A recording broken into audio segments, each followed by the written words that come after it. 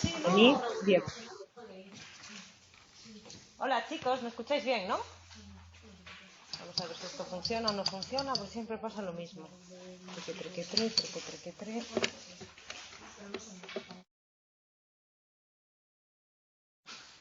María, ¿Qué hice? ¿Qué hice esta vez? ¿vamos a tener algún día para la PEC? No. Sí. Ah, vale, no os preocupéis que yo estuve viendo Son además. dos, ¿no? Os dan a escoger dos y... Sí, bueno, son dos, exactamente. Pues hay que hacer las dos, el tema 2 y el tema 3, creo, ¿no? Bueno, sabes más que yo, ¿en serio? Pero si todavía no están publicadas. Mira, María, vi una videoclase de un ¿Esto profesor puede de ser Pamplona. la cuarta? Y decía, Sí. Aquí está, es esto que no está conectado. Vamos a ver, chicos. ¿Y esto puede ser las otras dos? y quitaron el tema 6 también, ¿no? Sí, vamos a ver. Yo os cuento lo que sé hasta el momento. Quitaron el tema 6, me parece. Como dijeron que... Yo vi unas videoclases de un profesor de Pamplona, como nosotros nos vimos el otro día, y el profe dijo eso en la última clase, que fue la semana pasada. Vamos a ver. Yo os cuento lo que sé de lo que no está publicado. De momento, en avisos a tutores, lo único que tenemos es la noticia de que el libro ya salió. Sí, ¿Vale? el libro. El libro, sí, como que ya lo publicaron y que ya estaba disponible en el curso virtual, bueno,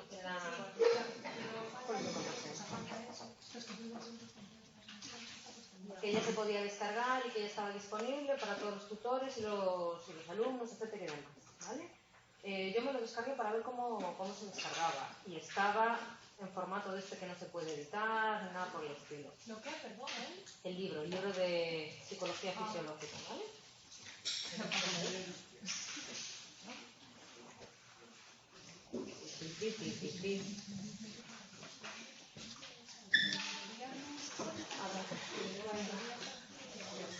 Ahora, me tienen las profesiones.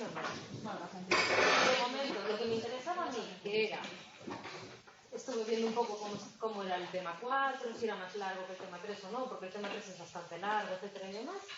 De momento lo que me interesaba a mí fue que el cuarto era como más, mira, aquí está, temas insolvibles. Sí, ¿no? Una de mis alumnas del pide que confirme que total no entra como materia de examen. A nosotros de momento no nos avisaron de que no entraba. Pero el libro en PDF está en eso sin ese. No aparece ese tema. ¿No aparece ese capítulo? El libro, ¿cómo se llama? Es que yo vi El gente que compró el aprendizaje. libro, ¿sabes?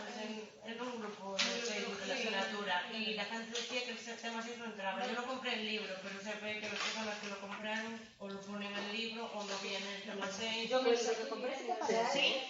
Sí. No sé, es algo que escuché. Aparece el tema 6, pero como número 6, pero no es decir. No. Yo Es la lo vi que sí que estaba, ¿eh? Claro, aparece el tema 6, pero... No es el de comunicación y lenguaje. Es el de neurolingüística. Vale, vamos a ver. Tranquilidad. Sí, está en el No nos pongamos nerviosos. pánico. Que no cunda el pánico. A ver, dudas que tenéis, que os lo solvento para la semana que viene. Entonces, lo que queréis saber es si el tema 6 entra o no entra, ¿no? Sí. Vale, muy bien. Pues ya lo pregunto yo. De todas formas, no os preocupéis porque si ya están preguntando eso... Tú, y escucháis bien, ¿no? ¿Sí? ¿Escucháis bien? ¿Escucháis bien? No es Vale, es que aquí vuestros compañeros preguntan lo del tema 6, vale. Pregunto si el tema 6 entra o no entra. Si ya hay una pregunta en el foro sobre eso, es cuestión de días, de horas, que lo resuelvan. Entonces, cuando a mí me avise el equipo docente, os voy a poner un aviso en el foro, ¿vale?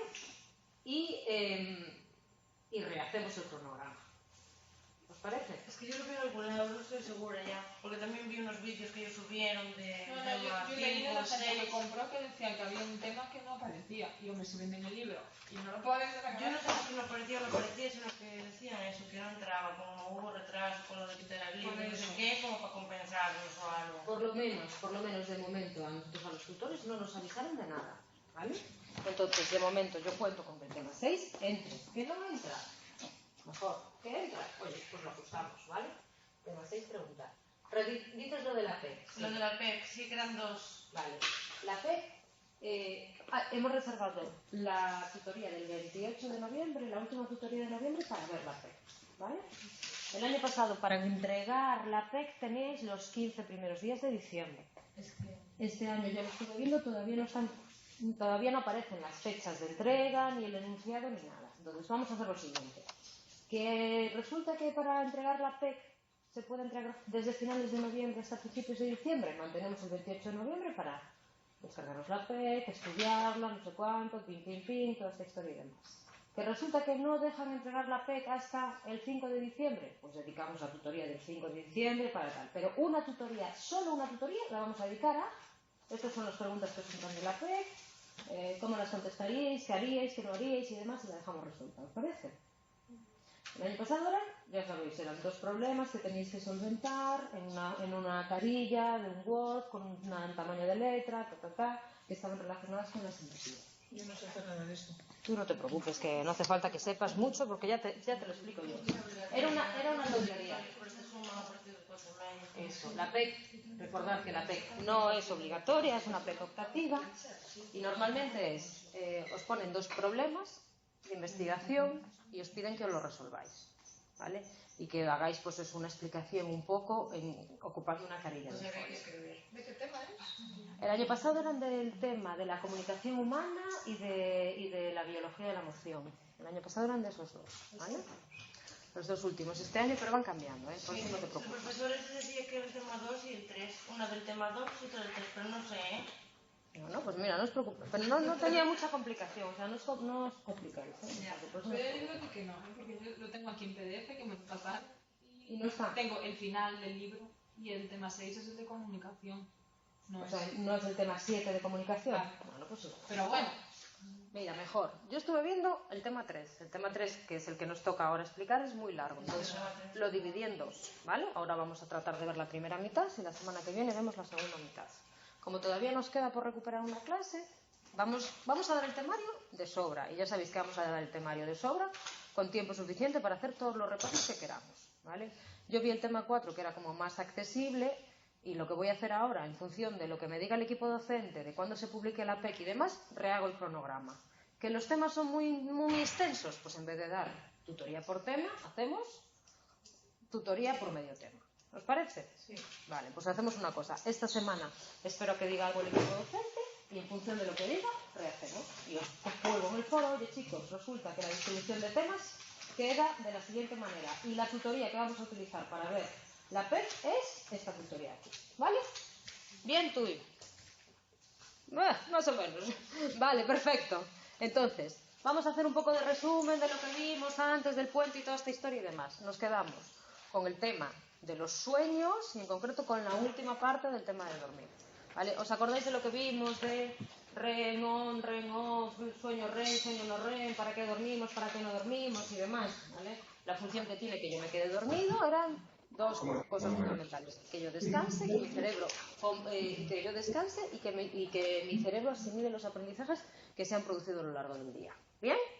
Para eso tenemos una serie de mecanismos como de inhibición recíproca que hacen que cuando yo me vaya quedando dormido unas neuronas se apaguen, otras se enciendan y viceversa.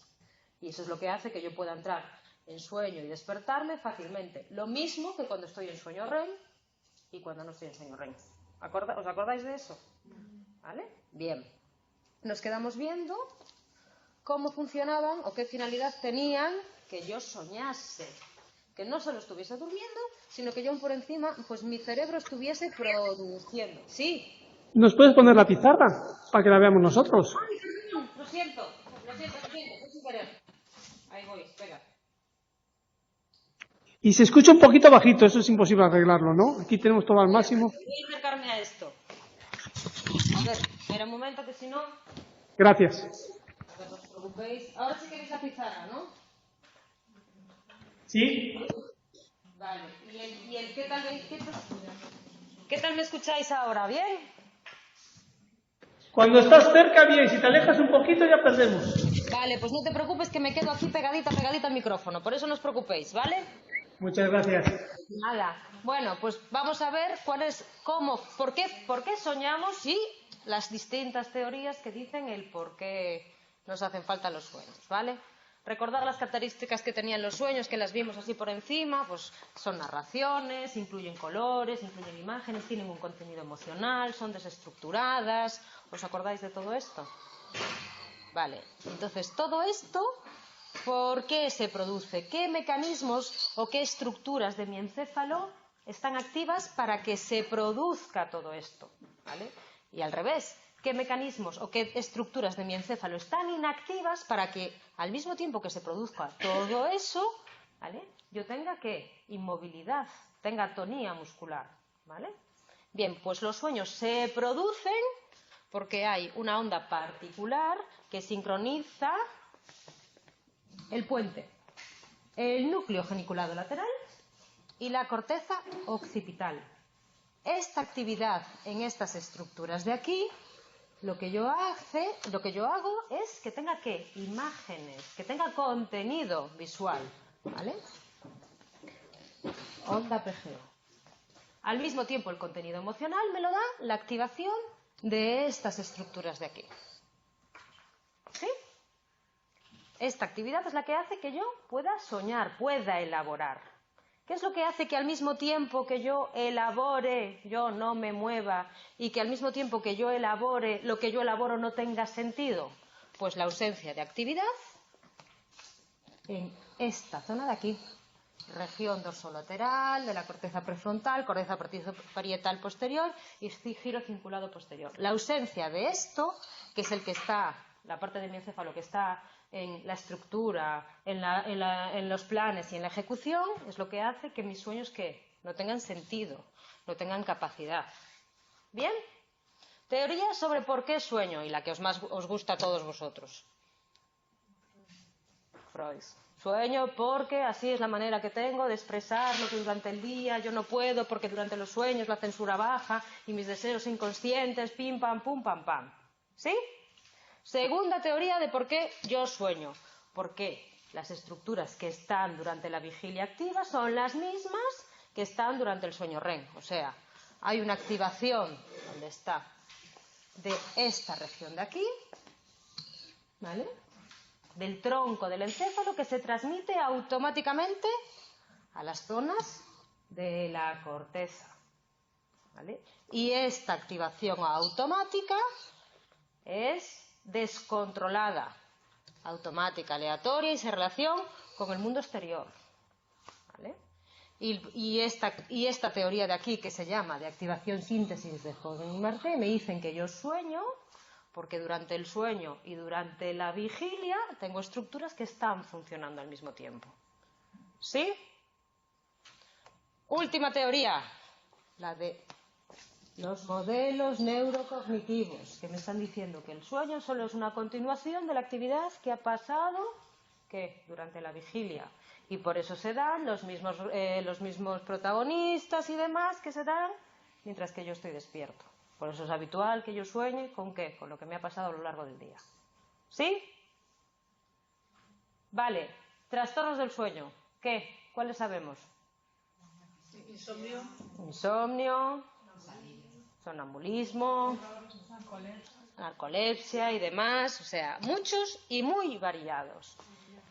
Insomnio, ausencia del sueño. Apnea, incapacidad para dormir. Para respirar mientras sueño. ¿Vale?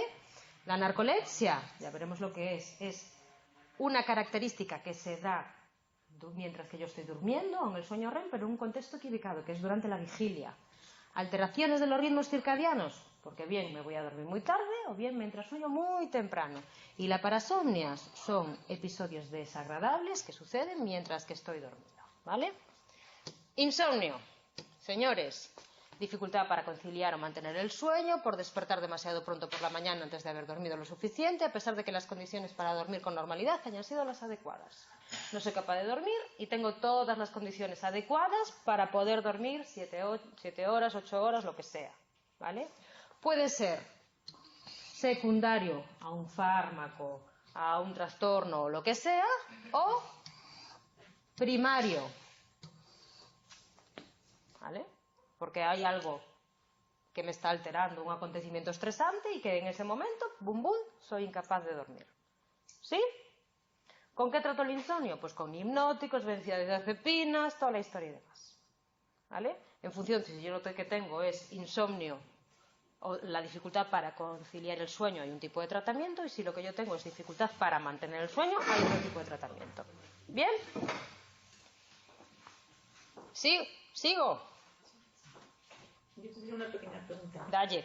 A ver, por ejemplo, si tú tomas medicación para entrar en sueño, Sí. en sueño REM, yo, por ejemplo, personalmente, hablo de mi caso personal, aunque a lo mejor no es muy adecuado, pero bueno, por ejemplo, duermo 2 horas, me despierto, luego duermo otras 2, como mucho 3, me vuelvo a despertar, no sé si es porque de la edad, si es normal, si es porque estoy con estrés, no lo sé. Total. Ahí te tienes que hacer un estudio profundo porque habría muchas variables que estarían afectando. Entonces, mi pregunta es, si yo me pongo, por ejemplo, 3 o 4 gotas de Nortamid o 5 o algo así para dormir, ¿eso me impide entrar en sueño REM y memorizar lo que estoy estudiando durante el día? Por ejemplo, esto es lo que me preocupa. No tengo ni idea. Lo demás no, ¿eh? O sea, ahí ya me pillas, pero...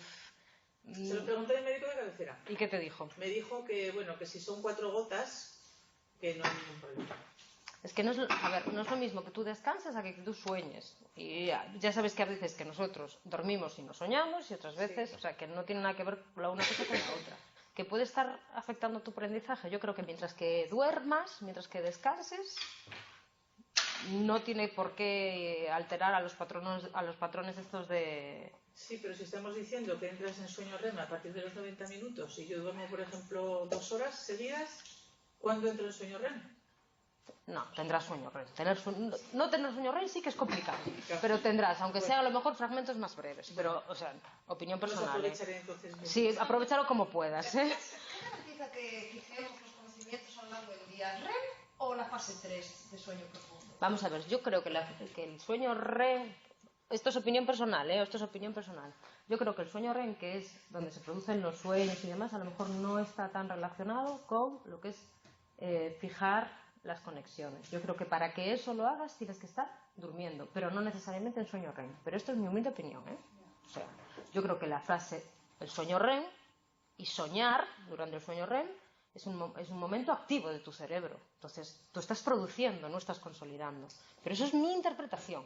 O sea, yo creo que para que tú consolides y para que tu cerebro descanse y para que se consoliden los aprendizajes, considero más importante el sueño de ondas lentas, por ejemplo, que es cuando sí que tu cerebro está totalmente apagado y como que se reinicia, que el sueño tipo REM, que es cuando tu cerebro está produciendo. Pero es mi opinión.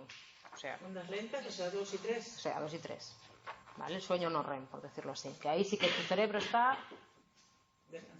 reseteando. Vale, volvemos. Trastornos. Apneas. Nada. Apneas. Dificultad para dormir. Pueden ser apneas centrales o apneas obstructivas. Estas apneas centrales se producen por fallos en el sistema nervioso y entonces la persona no siente esa sensación de ahogamiento que pasa con las apneas obstructivas, que de repente roncan y recuperan, ¿vale?, la respiración. Aquí parece como que se van apagando, ¿vale?, por decirlo así. Son más peligrosas, ¿no? Son más peligrosas porque aquí hay algo. Ten en cuenta que si tú estás desconectando tu cuerpo para tal y se desconecta hasta tal punto de que no respiras, ojito, Vale, venga, narcolepsia con cataplexia. Ya sabéis lo que es esto. La narcolepsia son episodios en los que yo tengo que dormir o siento la necesidad imperiosa de dormir durante el periodo de vigilia. A lo mejor son mini siestas de 5 minutos, pero son totalmente necesarias, ¿vale? Para que la persona vuelva a recuperar la vigilia. Esto puede ir acompañado con cataplexia, que es la pérdida del tono muscular. ¿Qué pasaba con esta pérdida de tono muscular? Que es la que yo produzco cuando estoy dormido en sueño REM, ¿vale? Pero que se está dando, pues a lo mejor cuando yo tengo una situación emocional intensa, cuando me río mucho, cuando me lloro mucho y demás, ¿vale? ¿Qué son las parálisis del sueño? Son la imposibilidad de moverse cuando me estoy despertando, ¿vale? Soy consciente, ¿vale? Pero parece como que mi cuerpo no responde, no se mueve, ¿vale? Por último, alucinaciones hipnagógicas o hipnopónticas, sensaciones visuales, auditivas o táctiles muy vividas en relación con el mundo exterior que suceden al inicio del sueño y o al despertar. Una pseudo alucinación, ¿vale? Ver puntitos, ver colores, ver todas estas cosas, ¿vale? Trastornos del sueño con alteraciones del ritmo circadiano. Síndrome de la fase de sueño retrasada. Esto a todos nos pasó. Imposibilidad de dormir hasta una hora avanzada, ¿vale? Todos tuvimos una fase en la que no nos íbamos a dormir antes de las 3 o 4 de la mañana. Lo contrario, síndrome de la fase del sueño adelantada, dificultad para mantener la vigilia a partir de cierta hora temprana de la tarde. Resulta que si lo normal es que yo me vaya a la cama a las 11 o a las 12, por algún problema siento la necesidad de ¿qué? De irme a la cama a las 7 o a las 8. Todos sabéis lo que es el jet lag, que es la alteración del ritmo circadiano cuando yo viajo a una zona del mundo con una franja horaria distinta a la mía, y la desincronización del ritmo circadiano que se produce cuando yo estoy trabajando a turnos, ¿vale? Cuando a lo mejor tengo que estar trabajando de 10 de la noche a 8 de la mañana, al día siguiente descanso, al día siguiente trabajo de 3 de la tarde a 10 de la noche, etcétera y demás, ¿vale? Por último, las parasomnias, experiencias o comportamientos no deseados que ocurren durante el sueño, y se pueden dar tanto el sueño no REM como en el sueño tipo REM. Si se dan en el sueño no REM, lo normal es que sean sonambulismo, moverme, caminar, no apagar mi cuerpo, o los terrores nocturnos, episodios de llanto incontrolables, ¿vale? Es como tener una pesadilla, pero es una pesadilla totalmente desestructurada. No hay memoria, ¿vale?, de lo que está pasando. Simplemente hay un temor totalmente irracional. Esto es lo que le pasa a los niños pequeños, que no saben con qué están soñando, pero se despiertan en una fase no REM, con una sensación de angustia brutal. La persona está muy dormida, está en una fase no REM, ¿vale? Resulta difícil despertarla y consolarla, y cuando se despierta está totalmente aturdida o apampanada, ¿vale? ¿Qué pasa si estas parasomnias se dan, hola chicos, en la fase tipo REM? Que a lo mejor, ojo, uy, concho, lo que hice, si yo, si yo no apago totalmente, la lié, perdón, si yo no soy capaz de conseguir totalmente la atonía muscular durante la fase REM, puedo llegar ¿qué? A representar físicamente lo que estoy soñando. Eso es un trastorno conductual del sueño. Mierda, ya. Vale, ahora. Eso es un trastorno conductual del sueño REM. No se produce la atonía muscular. No se produce que mi cuerpo se pare. Entonces, ¿qué pasa? Si estoy soñando con que estoy en un combate de Karate Kid, ¿vale? Es posible que mi cuerpo responda físicamente o que viva lo que yo estoy soñando.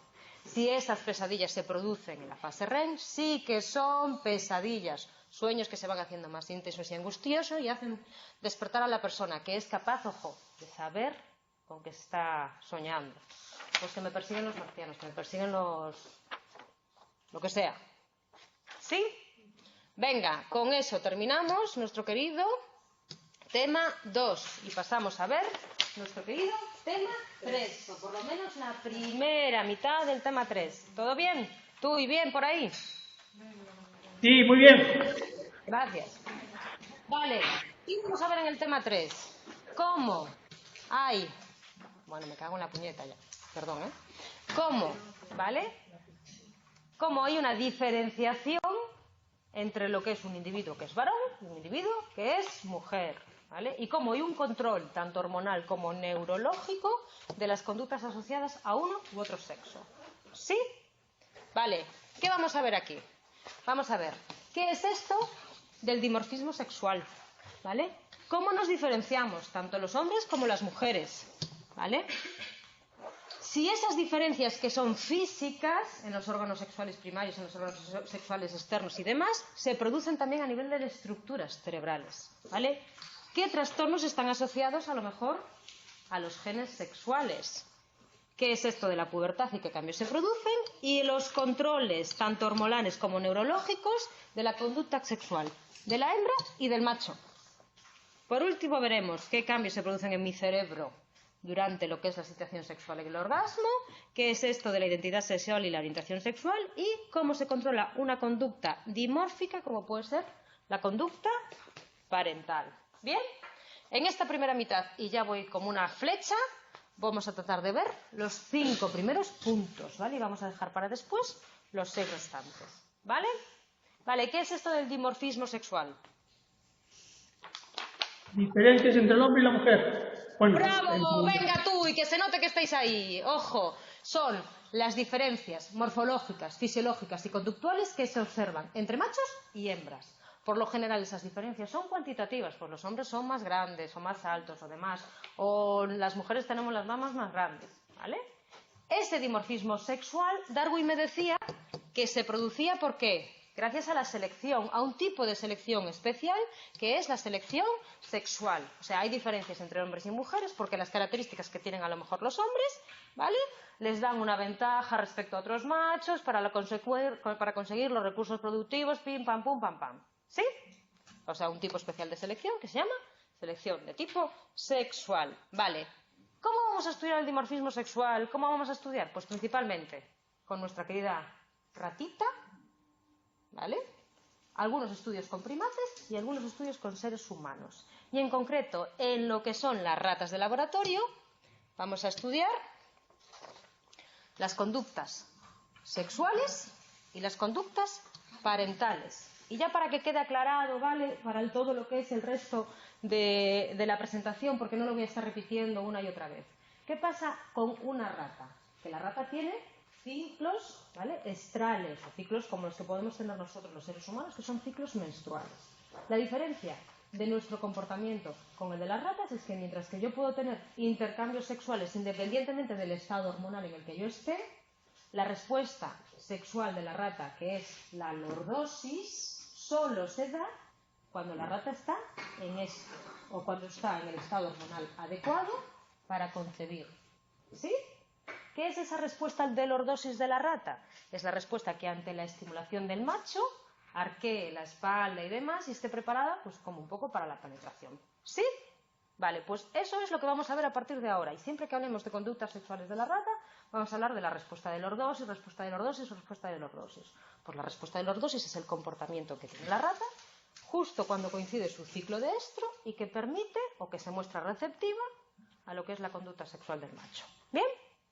Vale, pues en ratas vamos a estudiar conducta sexual y conducta parental, ¿vale? Como puede ser el cuidado de los niños. Conductas sexuales. Las conductas sexuales las puedo distinguir en dos. Las que son apetitivas y las que son... Joder, esto hay que arreglarlo. Las que son consumatorias. Vale, ¿vale? Las conductas apetitivas es el interés mostrado, el acercarse a la persona del sexo contrario, ¿vale? Son flexibles y pueden ser modeladas. Las conductas consumatorias es lo que habíamos hablado hasta el momento, ¿vale?, que es la ejecución de la cópula. Se observan cuando el animal está en contacto directo con su incentivo y son estereotipadas y en su mayoría reflejas y expresan la forma de copular de cada especie. En este caso en concreto, esta es la respuesta de lordosis que yo os hablaba, ¿vale? No subrayo mucho para que no salga lo otro de tal, ¿vale? ¿Qué pasa en la rata? ¿Qué pasa con la conducta sexual de la rata? ¿Qué pasa con la conducta sexual de la rata hombre? ¿Qué pasa con la conducta sexual de la rata hembra? Que cuando la rata hembra está, ¿vale?, en estado de estro, sus conductas de tipo apetitivo pueden ser pasivas, emitir una serie de sustancias químicas para atraer la atención del macho, como son las feromonas, o activas, carreras cortas, saltos o movimientos de las orejas. Cuando el macho monta a la hembra, esta responde con una conducta consumatoria típica, que es lo que yo os explicaba ahora de la lordosis. ¿Qué pasa con esas conductas sexuales del macho? En el caso del macho hembra, que siempre están dispuestos a copular y que no presentan esa conducta estereotipada en función del estado hormonal en el que se encuentran. ¿Sí? Esto cuando estamos hablando de la conducta sexual de la rata. ¿Qué pasa con la conducta parental de la rata? Que también hay diferencias dimórficas. También hay diferencias en función de si la rata es macho o si la rata es hembra. Si la rata está preñada, a medida que se acerque la fecha de parto, ¿qué es lo que hace? Construye... No quiero subrayar mucho, perdón. Construye un nido, ¿vale? Y podemos medir la frecuencia con la que llevan material o la profundidad del nido, etcétera. Cuando esas crías nacen, se comen la placenta, las limpian, ¿vale? Incluso estimulan los genitales para que orinen, etcétera y demás. Esto es en lo que respecta a la conducta parental, ojo, de la hembra preñada. Esta conducta parental no la tienen ni los machos ni las hembras que son vírgenes. La puedo llegar a provocar, ¿vale? Si a las hembras vírgenes, por ejemplo, las pongo en contacto, ¿vale?, con individuos recién nacidos, con bebés. La puedo llegar a provocar en los machos, pero lo habitual es que los machos no tengan conducta parental y que lleguen a comerse a sus crías. ¿Sí? Perfecto. Esto de ser rata mola que te mueres. Vale. Pues, empezando con los primeros estudios que ponen de manifiesto, oye, hay una serie de dimorfismo entre ratas machos y ratas hembra. Oye, hay una cierta diferencia en el comportamiento de las ratas machos y las ratas hembras en función de las conductas sexuales y de las conductas parentales. Pues vamos a ver el porqué, vamos a tratar de investigar el porqué. ¿De dónde surgen esas diferencias? ¿Dónde se provocan? ¿Se dan en todas las especies? ¿Solo en los seres humanos y demás? ¿Dónde se dan, ¿vale?, las diferencias entre hombres y mujeres a nivel de desarrollo sexual? ¿Vale? Pues se dan principalmente en 3 partes. O hay una diferenciación por pasos. Primero, ojo, yo tengo que diferenciar las gónadas, los órganos sexuales y... bueno, no, las gónadas, punto y pelota, ¿vale? O sea, ahora sí que puedo, caray. Los testículos o los ovarios. Esta diferenciación de gónadas veremos ahora que se produce de manera que genética, porque hay un individuo que tiene un gen concreto o un cromosoma X o un cromosoma concreto que es el cromosoma Y. Después de diferenciar las gónadas, tengo que diferenciar los órganos sexuales internos. Esta diferenciación ya se producirá, ¿por qué? Porque ya tengo una gónada aquí diferenciada que le va a mandar a mis órganos sexuales internos señales, en concreto señales hormonales, para que formen una estructura u otra. Y a partir de aquí, la última diferenciación es la que se da en los genitales de tipo externo. Bien se forma un pene, bien se forma una vagina. ¿Bien? ¿Cómo iniciamos la diferenciación entre hombres y mujeres? Gracias a los queridos cromosomas. Las mujeres somos XX y los hombres son XY. SI es el que está marcando la diferencia. SI, que siempre vendrá de la línea que del padre, que es el único que puede transmitir ese cromosoma Y. Bueno, pues a partir de este cromosoma Y es el que va a determinar que el individuo que yo genere sea un hombre, bien por la presencia de este cromosoma, o una mujer, bien por la ausencia de este cromosoma y la presencia de un segundo cromosoma X. ¿Sí? Vale, ojo. Yo tengo 2 cromosomas X. ¿Por qué no se expresa el doble de material genético X en hombres que en mujeres? Porque uno de sus cromosomas está inactivo. ¿Vale? Eso es lo que se llama, y lo que hemos estudiado, como mosaicismo. Uno de los cromosomas X de la mujer permanece en estado de latencia, inactivo, y no se desarrolla. Por eso las mujeres y los hombres tenemos el mismo material genético y las mujeres no tenemos el doble de proteínas asociadas al cromosoma X. ¿Sí? ¿Bien, Tui? Sí. Perfecto. Pues, de una gónada bipotencial, que es lo que se llama, ¿vale?, indiferenciada, yo podré crear una línea que me dé a un fenotipo masculino o podré crear una línea que me genere un fenotipo de tipo femenino. ¿Dónde está el origen? En el cromosoma Y. ¿Qué hay en ese cromosoma? Un gen específico que se llama gen determinante del testículo SRY, que se une a la gónada y la transforma ¿en qué? En un testículo. Muy bien, ¿vale? Si no está este gen, si no está ese cromosoma, ¿vale?, la gónada no se transforma en testículo. Junto a este gen, que es el gen determinante del testículo Y, yo tengo otro gen, que es el gen XO9, que también lo que hace es que se desarrollen el resto de estructuras necesarias, ¿vale? El que hace que se formen las células de Sertoli, el que hace que se desarrollen los espermatozoides, ¿vale? El que le da un poco de apoyo, ¿vale?, a lo que es la formación de los testículos. Entonces, gracias a esto de aquí, al cromosoma Y y al gen determinante del testículo Y, yo lo que genero es esto de aquí. en un periodo muy corto de tiempo que se llama periodo crítico o de máxima susceptibilidad. ¿Vale? Si el gen Y no actúa en ese periodo crítico de máxima susceptibilidad, no se forma un testículo. ¿Sí? Junto al gen Y, SRI, tengo el gen SOX9, que estimula las células de Sertoli y que dirige toda esta cascada de aquí. ¿Vale? Dirige la diferenciación de las células de Deyfeld, que producen testosterona. Dirige la formación de los túbulos seminíferos y dirige toda la formación de la red vascular específica del testículo. Adelante. Mira, la formación de la expresión de ese gen. Sí. ¿En qué fase embrionaria se da? Esto es... Es al momento. Al momento, claro. Vamos a ver. Lo próximo que tú vas a poder ver es como a la cuarta semana de vida embrionaria, pero esto ya está determinado desde el primer momento. Claro, claro. Y después, en función, por ejemplo, los órganos, ahora después lo veréis, pero los órganos internos se diferencian a la cuarta semana, los órganos externos a partir de la 12 semana, por eso no te dicen cuándo es el sexo del bebé hasta que no pasan 3 meses como mínimo y demás y tal.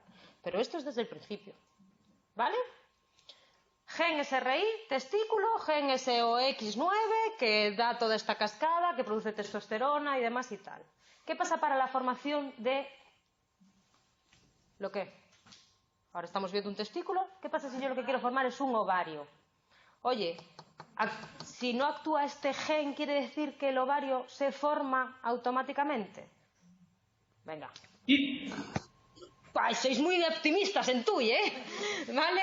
No somos, las mujeres somos complicadas hasta para formarnos, ¿vale? El ovario se forma no por la acción de un único gen, sino por la acción de muchos genes que están inhibiendo, oye, que se forme un testículo y que al mismo tiempo están provocando que se genere un ovario, ¿vale? Primer gen que se activa, gen WNT4, ¿vale?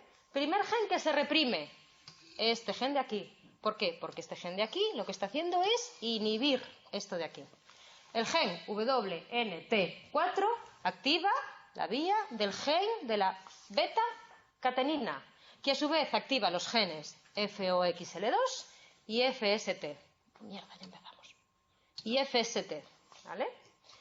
Este FOXL2 inhibe esto de aquí, que si acordáis, estaba encargado de la formación de ¿qué? De un testículo, o sea, que impide que se forme un testículo. Y este gen de aquí, que es el gen FST, lo que hace es formar un ovario. Entonces, en el caso de las mujeres, yo tengo una cadena de gen, que uno activa uno reprime uno, cuya finalidad es impedir la formación de un testículo y facilitar la formación de un ovario. Este gen de aquí activa este gen de aquí. Recordar que este gen lo que hacía era reprimir este de aquí.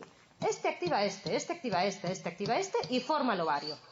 Y este activa este impide que este active y impide que se forme un testículo. ¿Sí? Todo esto lo que hace es jugar. Yo activo un gen, yo desactivo un gen, yo impido que este se desarrolle y este qué tal. ¿Para qué? ¿Vale? De una gónada bipotencial se forme o bien un testículo o bien un ovario. ¿Sí? ¿Vale? O sea que ya tengo mi gónada. Lo segundo que tengo que formar son los caracteres sexuales, ¿qué? Internos. Y si yo, en función de la dotación cromosómica que tengo, puedo generar esto de aquí arriba o puedo generar esto de aquí abajo, quiere decir que mis órganos sexuales internos podrán asumir uno u otro. O sea, tengo que tener suficiente estructura como para que si recibo un cromosoma Y se forme todos los órganos sexuales internos masculinos, como si recibo un cromosoma X, se formen los órganos sexuales internos femeninos. ¿Vale? ¿Qué estructuras son las precursoras de los órganos sexuales internos masculinos? El sistema que se llama de Wolf. ¿Vale? ¿Qué estructuras son precursoras de los órganos sexuales internos femeninos? El llamado el sistema de Müller. ¿Vale? Del sistema de Wolf, ante la estimulación adecuada, que ya veremos cuál es, se formarán el epidimio, el conducto deferente, las vesículas seminales y la próstata. Del sistema de Müller, si recibo la estimulación adecuada, que ahora ya veré lo que es, ¿vale? Se formarán las fimbrias, las trompas de falopio, el útero y los 2 tercios internos de la vagina. ¿Bien? Si recibo la estimulación adecuada, ¿de qué? De mi gónada.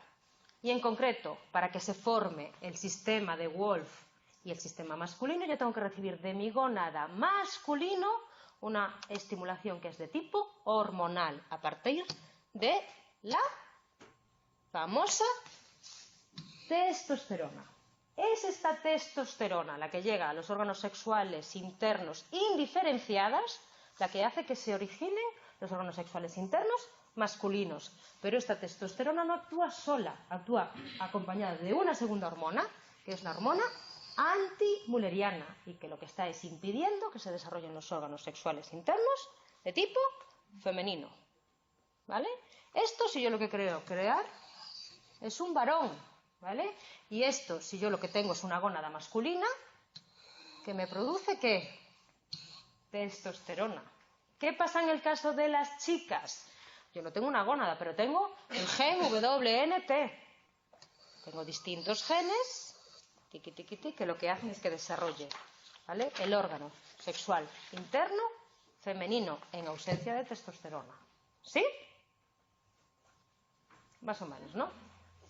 Vale. Último paso, ¿qué es lo que tengo que crear después? Unos órganos sexuales externos, ¿vale? Esto ya sí que se ve, esto ya sí que tiene una apariencia externa. Esto sí que se diferencia a partir de la 9ª semana, ¿vale? Estos órganos sexuales externos también son bipotenciales. Se originan a través de estas 3 estructuras, ¿vale? Y se originan a través de estas 3 estructuras, tanto si lo que yo quiero hacer es unos órganos genitales externos masculinos, como si quiero hacer unos órganos genitales externos femeninos. Si yo lo que quiero desarrollar son unos órganos genitales externos masculinos, estas 3 estructuras tienen que recibir, ¿qué? Testosterona. Entonces, a partir de la testosterona, tiqui, tiqui, tiqui, ti, producida por el testículo, pasa eso, el tubérculo genital se alarga, forma el pene y los pliegues urogenitales se cierran formando la uretra. A partir del seno urogenital se forma la próstata y las glándulas bulbo-uretrales. Entonces, a partir de estas 3 estructuras diferenciadas, yo cojo, ¿dónde estoy? Sí, es esto aquí, esto de aquí, ¿vale? Los genitales externos masculinos se diferencian hasta la semana 14 de la gestación, pero no termina el proceso hasta la semana 25 y 35, cuando se desarrolla el falo y descienden los testículos. ¿Vale? A partir de estas estructuras indiferenciadas que vimos que eran el tubérculo genital, las protuberancias y el pliegue coracal, yo también puedo generar los órganos sexuales externos femeninos, ¿vale? Si lo que yo recibo no es testosterona, sino que son estrógenos de mis gónadas, ¿vale? Entonces, desde este punto indiferenciado, tiqui, tiqui, ti, ¿qué es lo que pasa? Que la parte distal de los conductos de Müller contactan con el seno urogenital para formar el tercio más externo de la vagina. En ausencia de testosterona, los pliegues urogenitales no se cierran y forman los labios menores, mientras que las protuberancias labios crotales formarán los labios mayores. El clítoris se forma a partir del tubérculo genital. Todo esto, si estas estructuras no diferenciadas, en vez de recibir una hormona masculina, reciben ¿qué? Una hormona femenina. ¿Entendido, Tui? Sí. Vale, pues eso es el origen de la diferenciación que nosotros tenemos entre hombres y mujeres, que empieza con diferenciar una gónada a cargo de un gen y termina por diferenciar unos órganos sexuales externos, ¿vale? La diferenciación de la gónada correrá a cargo de ¿qué?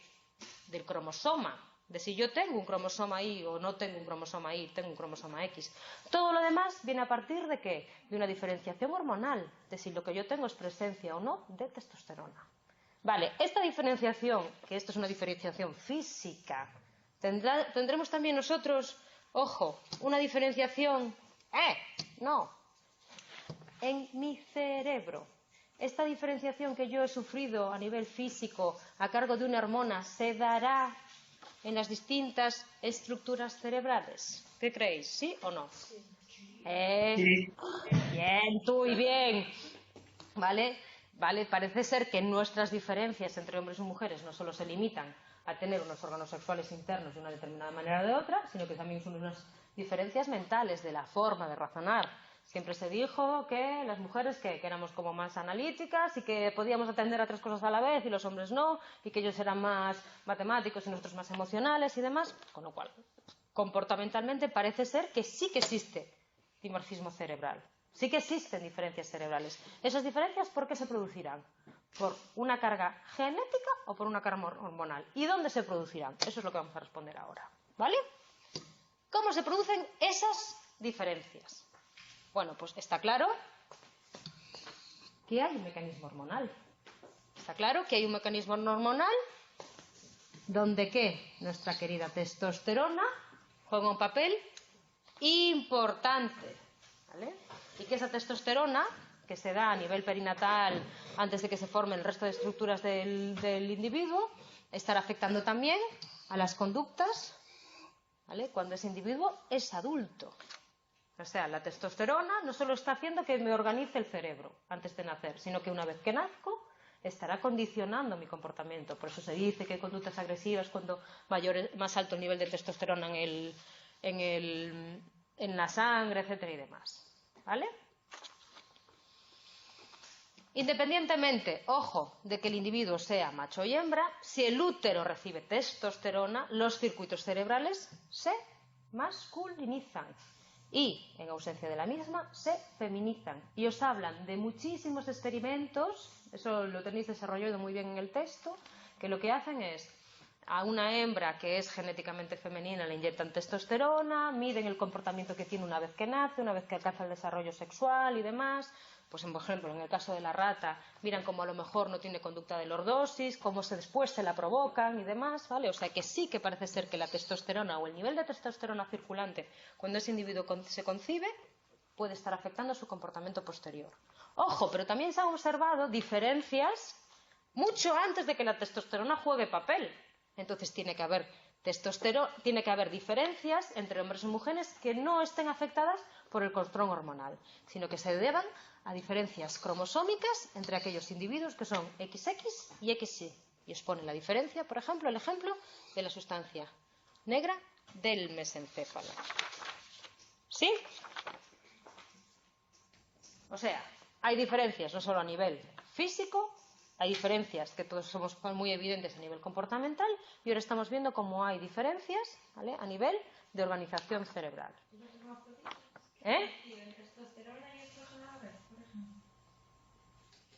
Uy. Bueno, lo dejo para después, lo dejo para la segunda.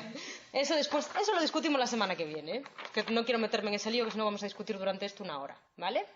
¿Dónde se producen esas diferencias? ¿O qué patrones de estructuras vamos a encontrar en los hombres y qué patrones de estructuras vamos a encontrar en las mujeres? Vale, pues básicamente vamos a encontrar un patrón M, H, ¿vale? Que quiere decir que habrá estructuras de nuestro encéfalo que serán mayores ¿para qué? Para las mujeres, y tendremos un patrón H y M, ¿vale? Que habrá estructuras del encéfalo que serán mayores para los hombres y habrá estructuras que serán isomorfas, donde no encontraré grandes diferencias entre los hombres y las mujeres. Como ejemplo, os ponen el núcleo de la estría terminal. En este núcleo de la estría terminal yo tengo un núcleo concreto que es el núcleo medial posterior, que será mayor en las mujeres, ¿vale? Y el núcleo estría lateral, que será mayor para los hombres, ¿vale? Todo esto contando que el volumen del encéfalo del varón es mayor, contando con que también es mayor su volumen corporal, ¿vale? Estas diferencias no se dan solo en núcleos concretos, sino que se dan también en grandes conexiones, ¿vale? Por ejemplo, el sistema olfativo de los roedores. El sistema olfativo de los roedores macho tiene que ser capaz de percibir las feromonas que emiten las mujeres, ¿vale? Esa percepción de las feromonas, los ratones lo hacen a través de un sistema que se llama sistema u órgano vomeronasal, ¿vale? Pues en los hombres todo ese sistema vomeronasal, ¿vale?, seguirá una estructura o seguirá un patrón que masculino predominante sobre las estructuras femeninos. ¿Por qué? Porque lo necesitan, porque para ellos es supervivencia tener todo ese sistema, ¿vale?, ¿vale? Más desarrollado que las mujeres. ¿Sí? A ver si me confundí yo. Pues aquí me confundí yo. Ah, aquí. Pues espera que esto lo corrijo, ¿eh? Corregir. Vale, pues esto lo corrijo, perdonad, ¿eh? Os lo cambio en la estructura. ¿Vale? Entonces, las diferencias no se dan solo, ¿vale?, en órganos concretos, sino que se dan en estructuras complejas. Y no solo se dan en las ratas, sino que también se dan en los seres humanos. ¿Vale? La ínsula, mira, tengo parte que es isomorfa, parte que es masculina y parte que es femenina. El hipocampo es femenino, la corteza entorrinal. ¿Bien? Estas diferencias de estructuras entre hombres y mujeres se dan a lo largo de toda la vida del individuo, desde la época embrionaria hasta la edad adulta. ¿Sí? Y vemos que era producida en parte por los cromosomas y en parte, ¿por qué? Por una hormona queridísima que se llama, ¿qué? Testosterona. ¿Cómo influye la testosterona? De manera indirecta. ¿Por qué? Porque la testosterona se transforma en estradiol gracias a una enzima que se llama aromatasa. Y es el estradiol, que es una hormona femenina, la que produce la masculinización de estructuras cerebrales en las ratas. Si es el estradiol, que es una hormona femenina, la que produce la masculinización de las estructuras cerebrales en las ratas, ¿cómo esto puede ser? Porque nosotras, en las femeninas, también tenemos esta proteína de aquí, ¿vale?, que lo que hace es impedir que actúe el estradiol. ¿Vale? Entonces el estradiol masculina la rata, macho, porque en nuestro caso no hace efecto.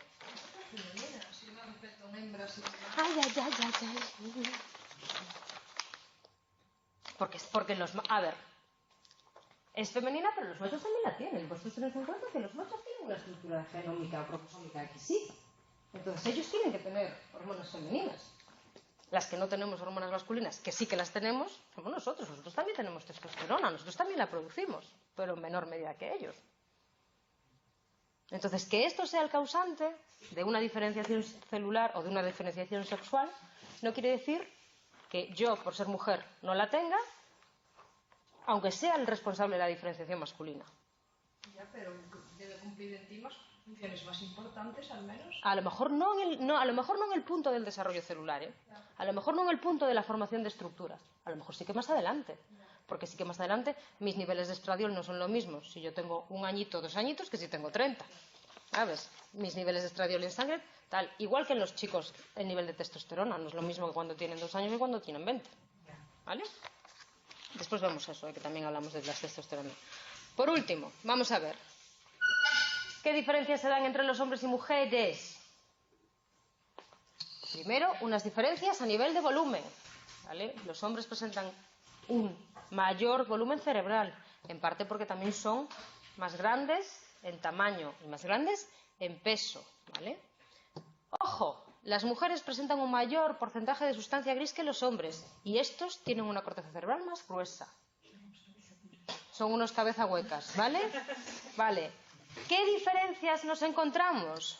Que los hombres tienen mayor conectividad intrahemisférica, mientras que son las mujeres las que presentamos mayor conectividad interhemisférica. O sea, parece que a los hombres solo les funciona el lado derecho. Estoy rodeada de mujeres, esto me encanta. Solo les funciona el lado derecho o el lado izquierdo, mientras que nosotras, ¿vale?, mantenemos más conexión interhemisférica. ¿Sí? Vale, después de todo este rollo, después de todo este juego hormonal, después de todo este juego genético, ¿creéis que esto es una maquinaria bien ajustada? Sí. ¿Creéis que puede haber errores? ¿Creéis que puede haber fallos? ¿Qué pasa si yo? Sí. ¿Qué pasa si yo, ojo, que soy XX, hay uno de esos X que no recibo? ¿Qué pasa si hay unos X cis, que a lo mejor el Y está inactivo? ¿Qué pasa si, a pesar de que funcionen bien genéticamente, presentan algún tipo de defecto en los receptores hormonales? ¿Vale? Todo este juego de genes, cromosomas, X, Y y hormonas puede fallar y puede ocasionar trastornos. Trastornos a nivel cromosómico, ¿vale? Trastornos relacionados con los receptores de esas hormonas y, ojo, puede haber afectación de sustancias externas. ¿Qué pasa con los estrógenos que yo como en mi dieta? A lo mejor están afectando a todo esto. Lo dejo aquí, no vaya a ser que me suene el tal. ¿Vale? Entonces, la semana que viene, Tui, vamos a ver qué pasa cuando esa diferenciación sexual falla o está incompleta.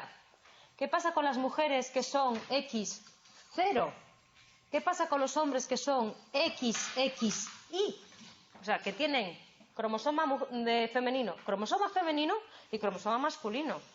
¿Qué pasa si yo lo que tengo es una incapacidad o una insensibilidad a una hormona, como puede ser los andrógenos? ¿Vale? ¿Qué pasa cuando produzco más andrógenos de lo que debería producir? Bien, pues esto lo vemos la semana que viene, ¿vale? Una tercera parte del tema. ¿Vale, Tui? Sí.